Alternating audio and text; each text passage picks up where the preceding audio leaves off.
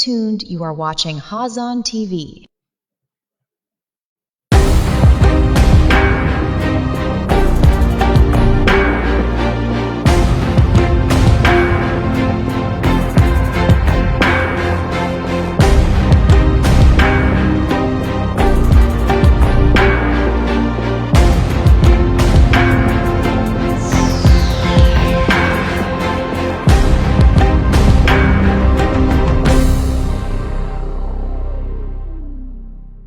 Stay tuned, you are watching Hazon TV.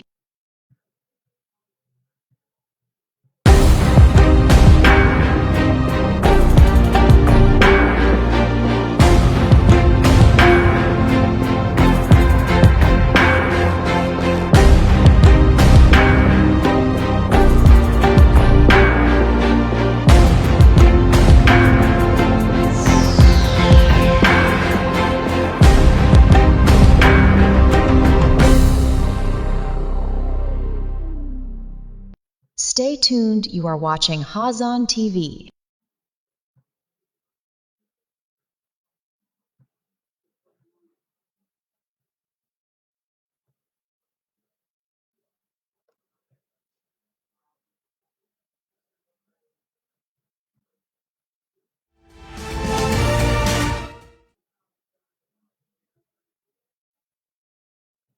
Hazon TV, we present to you Dialogues with Lalima Sendi. Some topics to be discussed are gender-based violence, marriages and separation debates,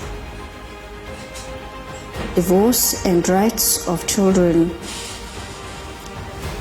divorce and rights of women on properties,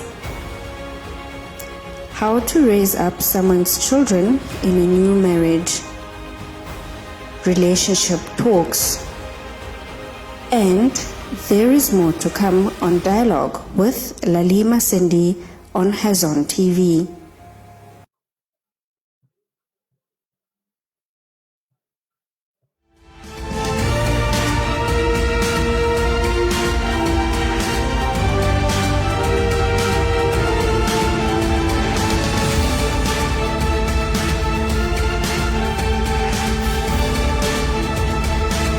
You are not a Christian, you don't have the fruits. And I've never heard of such a thing that people pay to enter church. I've never heard this. I'm going to be president of this country, whether you like it or not, and I will preside over the affairs of this country. The Bank of Japan tried repeatedly over the years to stimulate economic growth, from cutting interest rates to printing money. What I'm gonna say about Messi, great things. He's a good guy. He do everything for football. The best player you've ever seen. I want to win an Oscar and I want to win a Tony.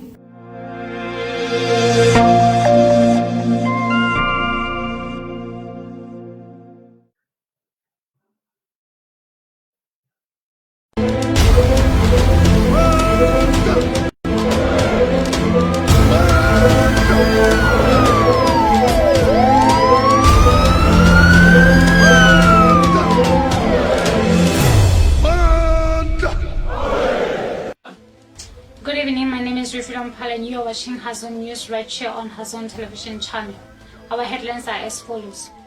The state of South Africa is at the verge of losing the extradition case against Prophet Shipot Bushiri and Prophetess Mary Bushiri.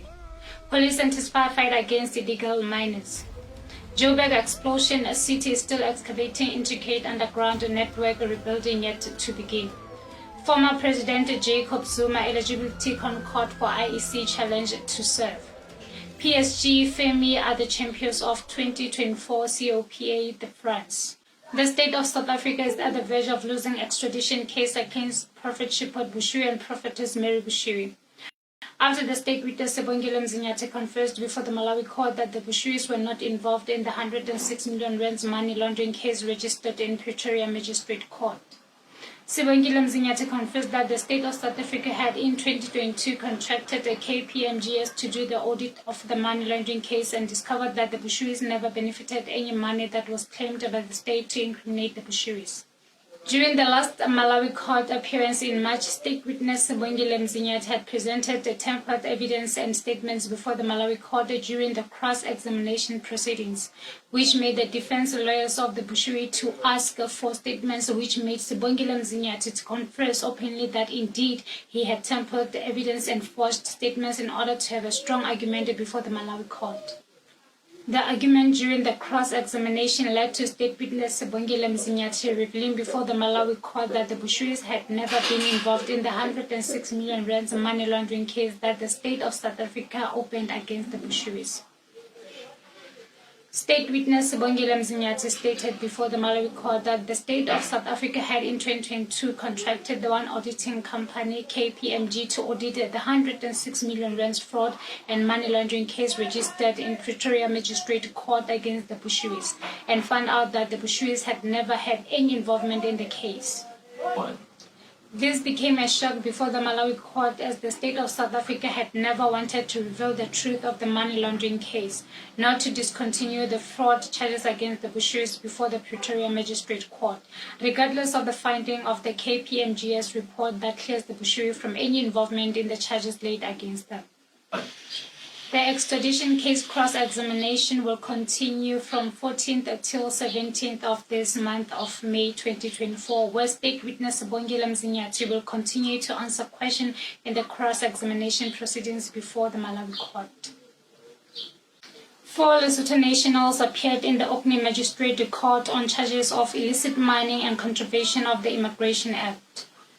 Relebogile Molefe, 29 years of age, Pitso Motseki, 21 years of age, Tsotang Maphate, 32 years, and Thabiso Motswari, 47 years old, appeared in Northwest Orkney Magistrate Court on Monday, April 22nd.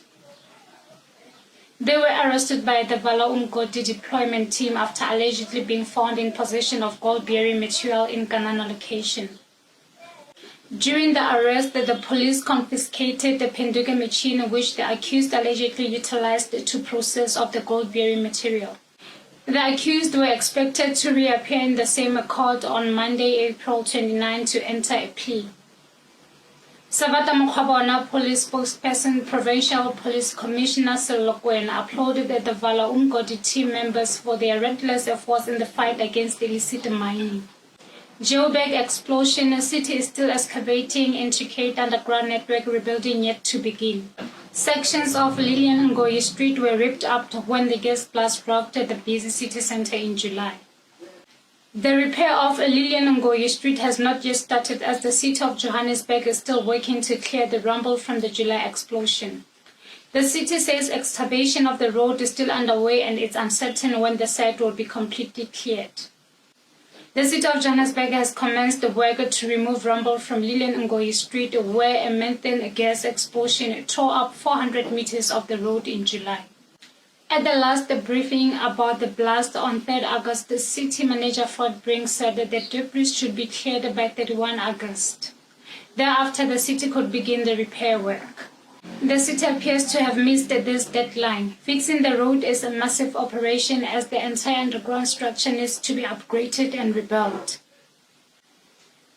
Beneath the CBD, several tunnels, some such as the one underneath the Lillian Ngoyi Street, were built to house electrical cables, gas and water lines.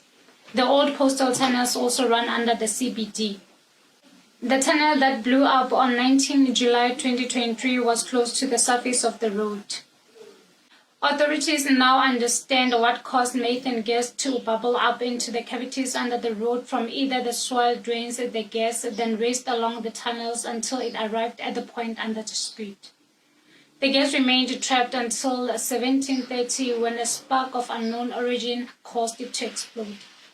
The city of Johannesburg is now looking to have an event classified as a local disaster. Brink said that the tunnels were built in 1935 before issues such as methane gas explosions were properly understood. The city of Johannesburg has started repairs on Lillian Ngoyi Street, formerly Bree, in the CBD after the devastating gas explosion last year. Mr. Jacob Zuma appeared at the Concord to hear Electoral Commission of South Africa IEC challenge over former President Jacob Zuma's eligibility to serve in the National Assembly. In directions issued by Deputy Chief Justice Mandisa Maya set a tight timetable for hearing of agent a case that happened on the 10th of May. Whether the Concord contempt finding against Mr. Zuma and the 15-month sentence it imposed on him disqualifies him from serving as an MP for the newly formed Umkhonto weSizwe Party. He was accused by the ANC of stealing the legacy of MK, the armed wing of the ruling, and also using the same logo as theirs. The court have cleared him on that. But according to Section 47 of the Constitution, anyone who has been convicted or sentenced to more than 12 months in jail is not barred for holding public office, including the National Assembly. Mr. Zuma only served 2 months in jail and was released on medical parole, so this will mean that he can stand as an MP. PSG Femi are the champions of 2024 COPA de France after defeating at Fleury Football Club by 1-0. Malawi Tabitha TC11 Chawinga has scored 4 goals in the tournament, turning her Golden Boot winner. She is the first Southern African woman footballer to win a Golden Boot in France. That's all from us, and do make sure to follow Hazon TV to watch Hazon News. On Facebook, we are Hazon Television Channel. On YouTube, we are Hazon TV. It is a good night from your host, Rifilon Pale, Hazon News.